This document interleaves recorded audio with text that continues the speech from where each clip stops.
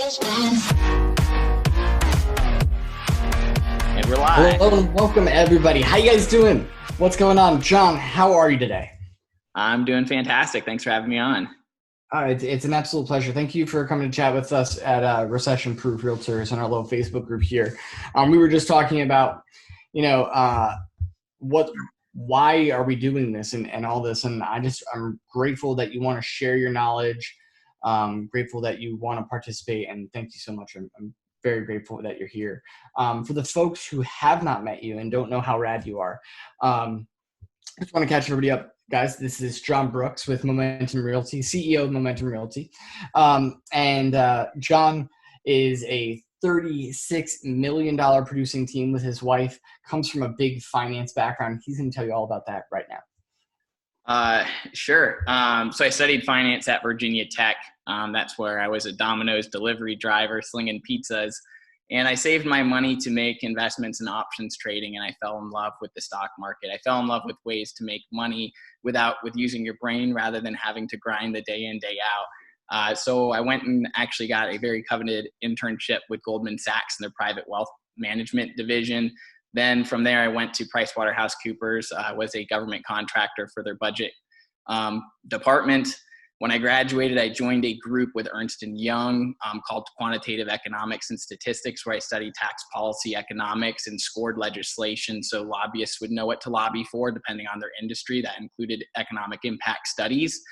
From there, I came to Jacksonville, Florida, and got into real estate investment banking with Deutsche Bank, which is an incredible bank. And I was able to package together the portfolios for American Homes for Rent, Progress Homes, Invitation Homes for single-family rental properties, go to rating agencies, get them tranched out and rated, and then sell them to investors internationally. So I have a big history in finance. I love it. I'm very grateful for it. It's been a great path. And then I had the opportunity to come into real estate sales when we had a really bad experience our first time. We wanted to change the way that real estate was done in Northeast Florida because we didn't have a good experience. So I got my real estate license immediately. My first year, I sold 66 units for $12 million. My second year, I sold $20 million in sales. And my third year, I sold $36 million with my wife. And from there, we had our first child, and we built a referral-based business. And then we opened our own brokerage because we thought that we could share a lot of the stuff that we've learned over the past couple of years with other agents that want to follow a similar path. That's awesome. And you have a little different philosophy with Momentum Realty you were telling me about. Tell me a little bit why, what are the things that you're doing different than the quote unquote big box brokerages, just so people understand your philosophy of service. Yeah. There's probably a bunch of different reasons why we open this, but I'll share with you the main three. Number one, we believe that the clients in our market, and the clients referring to buyers and sellers, deserve to have a 5-star experience because we didn't have that when we went through the process. There's agents out there who are allowed to manage people's largest financial transaction with doing less than 10 deals per year. And not only do they do less than 10 deals per year, but they are not making enough money to support their families on that salary. So we decided that we're going to be one of the only brokerages that we are aware of that's going to have a standard for their agents to perform. We've actually had 29 agents join us in the last 10 weeks. And we have decided not to go into business with 12 different agents because either their performance wasn't there or their mindset and their positivity was not there. So if we believe that you're somebody who comes through the door and does not add value, then you're not allowed to come through the door. We want people that lift each other up. We want people who are similar-minded business owners. And that means you must have a business to be able to join our organization. And we encourage it. And it doesn't mean that we're going to say no and get out of here. It means, hey, not right now, get your business going. And then we have a platform where you can scale, become massively profitable, learn how to invest, and really live a big epic life through our systems and models. And we will help you follow the same path that we just did, because right now we own investment properties that generate enough cash flow to fund our life. And that's something that we have not observed in our local market with agents who've been in the business much longer than us. Because Brittany and I are talking about, we became net worth millionaires in 3 years. in real estate sales. And that wasn't on accident. It was very strategic. We're very thoughtful. It involved surrounding ourselves with like-minded people. We've been expecting a recession for the last 2 years. We've actually prepared our business because of our finance and economic background. Brittany is actually a CPA. She worked at Ernst & Young. She was also an investment banker locally here in Jacksonville. So we're following the data, and the data helps us make decisions. And so we're big data people. We love building models. We live in Excel spreadsheets, and it helps our clients make really good decisions as well as our agents. This is perfect because every question that I want to ask you is involved in everything you just said. This is wonderful. Okay. So let's start right here.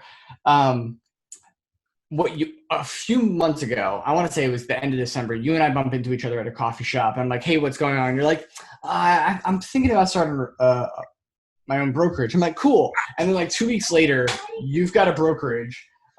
Margaret, come visit my friends. Hey there. Say hello. That's Mr. John. Hi. Right, so I'll be back. I don't know where the pencil sharpener is. The pencil sharpener is in the drawer by the pantry with all the rubber bands. Okay. Thanks, buddy. Close the door behind you. She did not close the door behind you. You have a great coworker right there. My staff is fantastic. I've hired very well. Anyway, I love that little lady. Yes, you bump into me, and 2 weeks later, you've got a masthead, you've got office space, and you are a brokerage.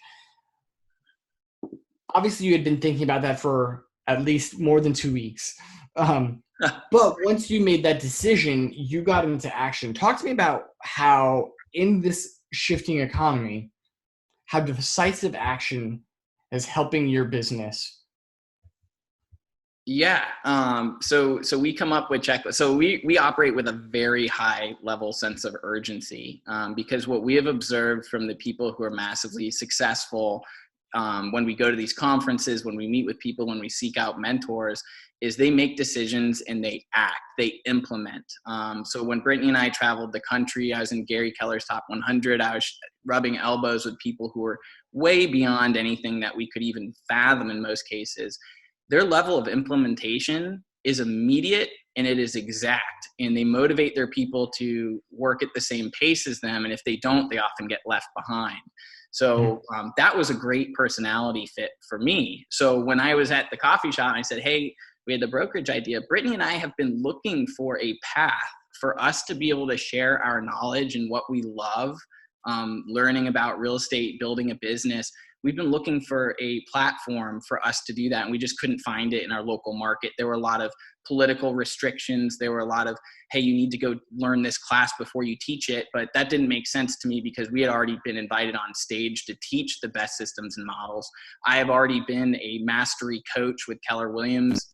And I was the youngest one in that group that I was aware of. And it's a very competitive group. There's about 150 coaches from what I remember out of 160,000 different real estate agents. I was coaching agents across the country for $1,000 a month for 2 hours of phone calls a month. And so we kept coming into the issue that we were having our hands tied. The amount of money that we were contributing to our brokerage was not returned in value on a local level, because you got to realize some of these big box guys are franchises, and that means that their level of value is completely dependent on their local leadership. And so we love the leadership in Austin and all these other companies. So we had a lot of things that we were looking at, and we said, what's the one that we have the most control of, where we can also have a platform to give the biggest impact? And this was something that we've been thinking about for a year, not the brokerage, but building some sort of platform to help people follow a similar path if they choose to do so. That's great. And so being able to act quickly, you're marinating on these ideas that you want to work towards, and that quick action. And you just said it yourself. You started the business in the middle of January. In the past 10 weeks, you've acquired 29 agents. That's action, action, action. How is that type of action going to support your agents and other agents who are watching this, who are across the country, in this change, in what we're experiencing? Yeah, and we understand everybody has a different personality type. There's a lot of different philosophies. There's a lot of different brokerage models that allow for you to plug your business into. And it's really cool that we have all of those different types of options. For our agents, what we're doing is we come up with really common sense approaches of what to do during a shift that's based off of Gary Keller's Shift book. It's a wonderful book. You can go check it out. It analyzes a bunch of the historical shifts and what people did to make it through and then thrive. We base it off of our personal information. We base it off of experts who are in the industry, who are actually on the ground, not people from an ivory tower somewhere, who are producing at a very high level. And we come up with the information. And internally, we have a wonderful Facebook group, and we're sharing all these tips so our agents can make the best decisions based on current, historical, and future projections of what's going on in the market, which is exactly what you would do if you were running a business, you know, as like a Fortune 500 CEO. So we're basically giving them instructions on what we would encourage being done. And even if we're wrong in our predictions, it still helps them build their model in a more profitable way, which is the really cool thing. So we don't even need to be right. The model is going to be the model regardless. And there's a lot of things when the market gets really frothy, is that people start making mistakes and they actually lose more money in the market going up, throwing money away at things that don't provide value than they do in a market shift. So we are encouraging our agents, hey, the cuts that you make right now to the stuff that isn't valuable, don't bring it back when the market comes back, because we do expect it to come back at some point. And we want to make sure that all of our agents are becoming very profitable. So the next time around something like this happens, they're going to be able to help more people in their community. They're going to be able to help their family. And they're going to be able to have a bigger impact on the world than if they didn't do what they were doing right now. That's great. I love that. What I'm also hearing is that you're using data because of your background, both of your backgrounds, Brittany's and your background. You're using data to make good decisions and to stay nimble. Talk to me a little bit about how you're acquiring this data and how you message that to your community to make sure that they're making great decisions. Yeah. So look, data can come from so many sources. And when I was working at Ernst & Young in an economic think tank, you have to be so careful on the data that you provide. And you need to make sure that you provide the sources of that data. So when we make a post on social media and it could seem that it is confrontational against reality and what some people are expecting and what other people are saying, is all I'm saying is that, hey, I'm just another perspective. Doesn't mean that I'm right. I'm not going to be right all the time. You can't expect that of anybody. But here's a perspective of somebody who is very involved in data and who wants to share that data with you and share a perspective. You do not need to agree with the data. At least you have the perspective available to you.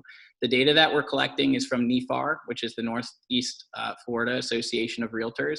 They come out with data every single month. This is what some of our dues pay to have. And this data is fantastic. You can also go to your local multiple listing service and go check hot sheets data. Now there's a lot of data accuracy issues with this because MLS does not capture new construction. Sometimes agents make errors when they input, so there's human error.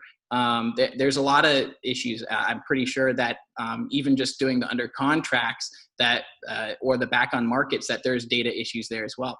But regardless of the data issues, what we're looking for is statistical relevance, which is saying, have things changed? And the answer is yes. When you look at the data, it is overwhelmingly, even if you say like there's a standard error of 20% of the data is just like, it's wrong. It's still telling you something. And when you share this data, you're also sharing the same exact data from MLS and NEFAR with your sellers and your buyers to help them make decisions. So it's interesting, the data validity question, because people don't pay attention to it when the market's up, but now they're kind of combating it on the way down, which is very fascinating to me. I think they want to create a narrative to their consumers that, hey, everything's great, things are still going on, you can still call me for business. Though I think it's doing it in a way where it's not sharing the whole story. And I think right now more than ever, people need clarity on what's going on. And we all understand that this is temporary. This is a health crisis that has turned into a financial crisis, with the Federal Reserve having to come in and do 10 times the number of easing and response action than they did during the 08-09 crisis.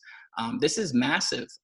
This isn't something that can be ignored. There's no business plan in the world that has been able to foresee a worldwide shutdown for 1 to 2 months and be able to have the cash flow. Because usually when those businesses are planning, they're like, oh, maybe my interest rate will go up on my loan, or it'll be harder to find some capital here and there. And we're not talking about that. We're talking about a shutdown of your revenue. And if you think about it, if you're a restaurant or a company that has a 10% profit margin, that means that 90% of your business is expenses. And so if you're offline for 1 month, it's going to take you 1 year to get back the same profit as that, one year to get back the whole profit that you lost in that 1 month, because your expenses are so high. So you don't have an option but to cut your costs. And the ones who are the most productive and the highest producing, they cut their costs the fastest. And they do it immediately. It's really hard. It sucks. They're trying to find ways to combat that through some of the stimulus packages, which I think is great. But that also has consequences down the line. We're kind of kicking the trouble down the road, where maybe we're going to have to raise taxes in the future, or interest rates are going to go up, or we're going to have massive hyperinflation. The bill is going to be due at some point. And they're just saying not right now during this health crisis, which there's some validity to that. But that's not really up for me to debate. What my role is to help my agents figure out how to navigate this and help the community make smart financial choices. Yeah, and I love that you guys are messaging really, really well. Just the facts, like here's the number, make your decision about that. And I think that's where we need to be as agents in these shifting markets. Partially also, we're also leading other agents, even if they're not in our group, because the more we have, NIFAR, for example, has something like 9,000 to 11,000 agents. There's no way all of them are being informed. And sadly, they get a lot of their information and really bad memes from the informed agents. So we have to be out there messaging that so they can tell their community, because we don't know their sphere and their brokers aren't giving them this information. So we have to be the resource to help those, so we can tell everybody. So then we're not fighting everybody at the kitchen table about price and about strategy. Yeah, the issue that we see, and we believe why, we're low cost, dude. We're going to be half the price, maybe a third of the price of some of these big box brokerages, but nobody's joining us because of that. They're joining because they're attracted to the conversation of profitability, transparency, how do I use data in my decision making? And they want the education and they want the path to be able to say, I want that. The issue from the other brokerages is they're not even showing up. This is the time where leaders are going to show up or they're not going to show up. And so we really appreciate the other people that are out there showing accurate data, being able to provide a perspective based on their experience. I'm not going to say that I'm I've never been through a recession in real estate, but I've read every single freaking book you can imagine. I've connected with the people that I need to connect with.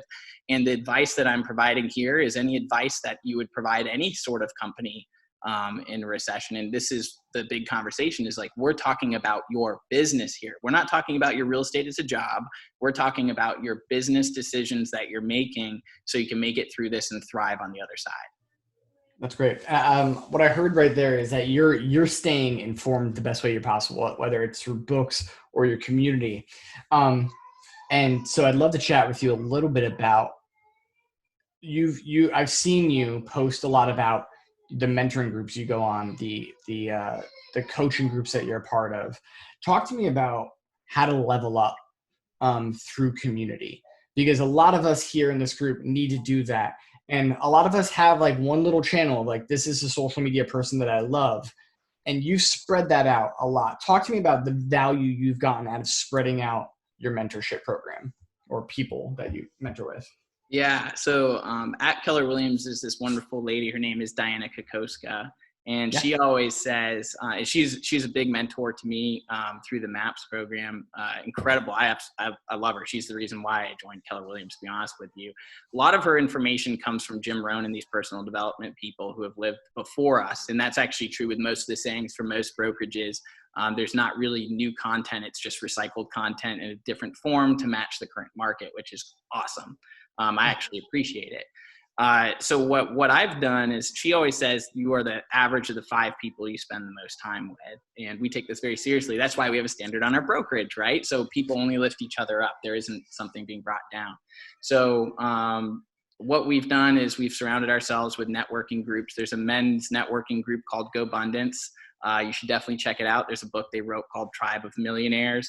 And it explains the whole thought process, philosophy, mindset of people who want to live really big, epic lives, care about their families, have financial freedom, have genuine, authentic relationships. All of these things are attractors to me, because when you're if you're producing at a high level, and if you're in real estate in any level, you generally feel really alone. And sometimes you can't have the conversation with your wife or your significant other, your spouse, about what's going on in your business, either out of fear or something else. So there's all these groups where you can talk about what's going on in your business and be really authentic about it. What's going on in your personal life, be authentic about it. So that's a great group that I've joined. In that group, you have to be a net worth millionaire to be able to join. So a lot of these guys are like so far beyond, and I'm learning. So basically my strategy has been always find somebody who's 5 steps ahead of me, and then and then your mindset gap, just by being around them, you'll catch up to them very quickly if you're really focused and you implement what they suggest. It's exactly what we're trying to do with our brokerage, because we became net worth millionaires in 3 years. You hang out with us and you see our systems, our models, maybe you can improve upon them and get there even faster. We'll show you the way. We'll show you how to invest. So it's a similar mindset. And the same thing that we did when we were at Keller Williams. We went to every single conference there was possible. I must have spent $120,000 traveling the country, going to educational courses and learning from the best. Well, now we've became really good friends with a lot of these people who are at the top. And so now we're bringing these people into our brokerage to provide expert opinions on what should be going on, what you should be doing. So now it's not just my voice. It's like, hey, don't take it just me. I'm just one voice. I'm just one perspective. Here's a bunch of other really brilliant people that we're going to bring in and who are going to provide value to you, which is really cool. And I think that's something that attracts a lot of people, because the level of conversation is not, how do I log into MLS? How do I put a listing into MLS?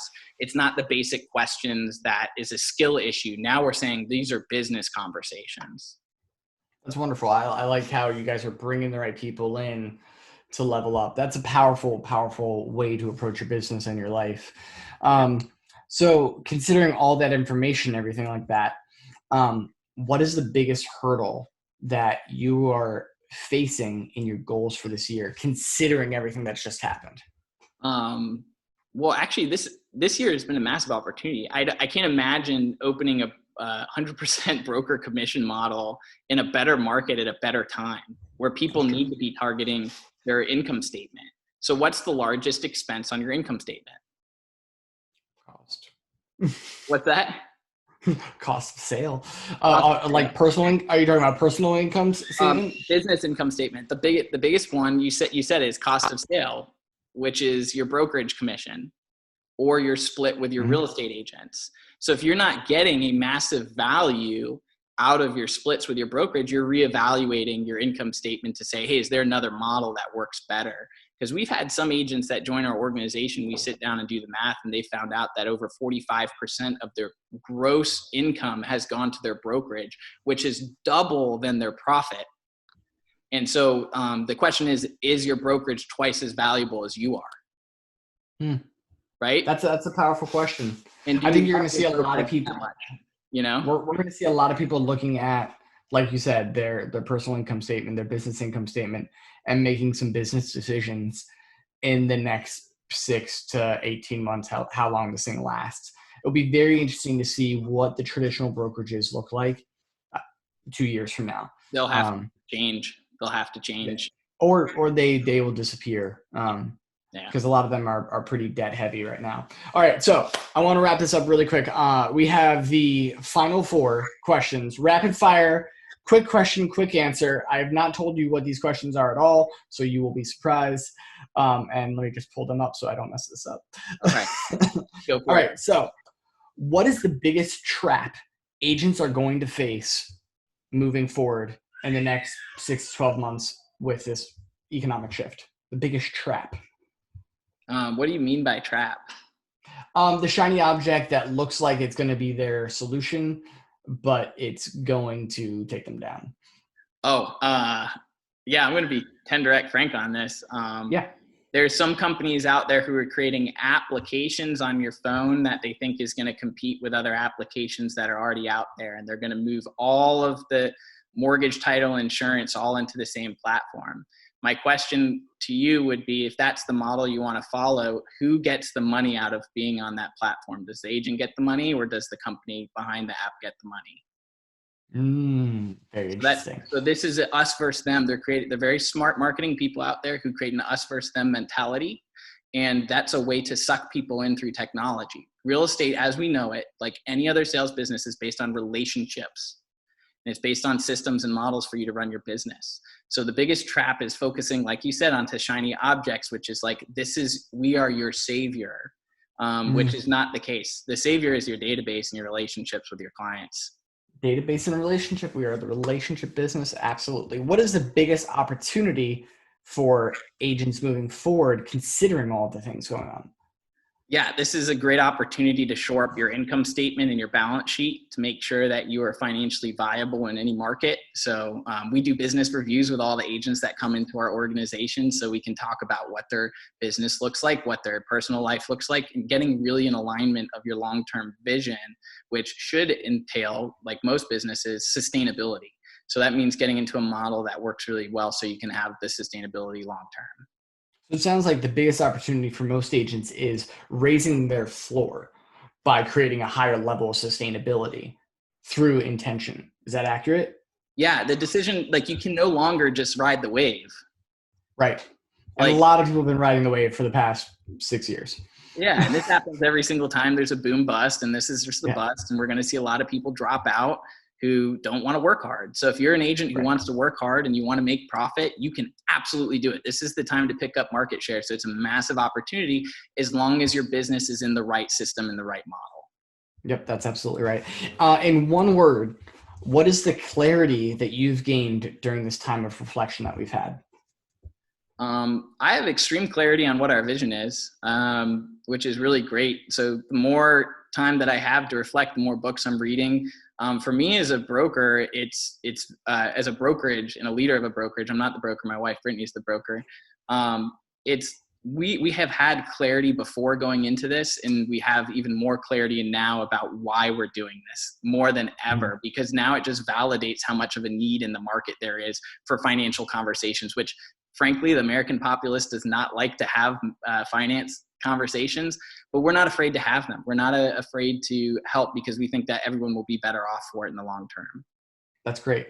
I love the understanding your vision. If you know where you're going, it's a whole lot easier to get there. It's wonderful. And last question of the final 4. What is the one thing that you are focusing on today that's going to help you win tomorrow? That I am personally, I am focusing on building ancillary businesses just like those other companies and being able to provide more support back to the agent. That's awesome. I love that. John, how can people connect with you through social media or your website? Yeah, so our website is momentumjacks.com. We've also expanded into Gainesville. Way to go. Term Vision. Yeah, we expanded down to St. Augustine. We are able to build our businesses, and you're able to plug into our platform anywhere in the state of Florida. So if you're interested in learning the systems and being able to jump the path on a low-cost platform with extremely high valuable, with access to experts in the field, we are the brokerage to connect with. So you can go to momentumjacks.com. You can call me anytime. My number is 904-570-1216. This is what we do day in, day out, including weekends. We love it. We love the conversations that we're having. So you can reach out to me anytime. And are you on any social platforms or anything? Yeah, so we're also on Instagram and YouTube. The best way to find all of our information is the Momentum Jax. That's momentumjax.com. It has all of our social media platforms there. You can follow us Instagram, Facebook, all that kind of good stuff. But our website uploads the videos that we're having from experts around the country. Awesome. John, I'm going to put you on the spot right now. Would you be willing to come back and do kind of like a virtual business planning webinar session for our group that you would take through some of your agents? Yeah, we're actually putting it together right now. So I've shared my income statement and my balance sheet, how we manage our financials with our group internally. I'll have to modify that obviously for the public, but I would be open to talking about the best practices. I wouldn't deep dive into anybody's business necessarily because it would be public. But I do think there's some best practices that we can learn. And guys, there's nothing that I'm going to say that you can't read in a book. Okay. Right. I'm just the one actually having the conversation because I've lived it. And in our market, there's not a lot of people who have lived it here. So it's really good to hear from people who have actually done the plan and executed at a high level. And I'm grateful to have the opportunity to have a platform to share that back with people because I believe that's my life mission. I've been really thinking about that. My life's mission now is to provide financial literacy to other business owners. That's fantastic. Well, we look forward to you sharing that passion with us. Yeah. John, thank you so much for joining us. Momentum Realty Jax. Any parting words for our recession-proof realtors? Get around groups like this. Get around people who actually care. I would be dropping a lot of people who aren't providing value in your life or bringing you down mentally because your life is short. And who you choose to surround yourself with can make all the difference between you having a big life or a small life. And it only takes one conversation or one relationship to change the trajectory of your life. And if we can be part of that in any way through the group that you are building right now or, through our brokerage, we'd love to sit down and have a conversation. Even if you don't join us, we just want to help people grow their businesses and grow their lives. That's what it's all about. That's awesome. I love it, John. Thank you so much for joining us. Have a great day and, stay profitable, guys. We'll see you soon. All right. Thanks.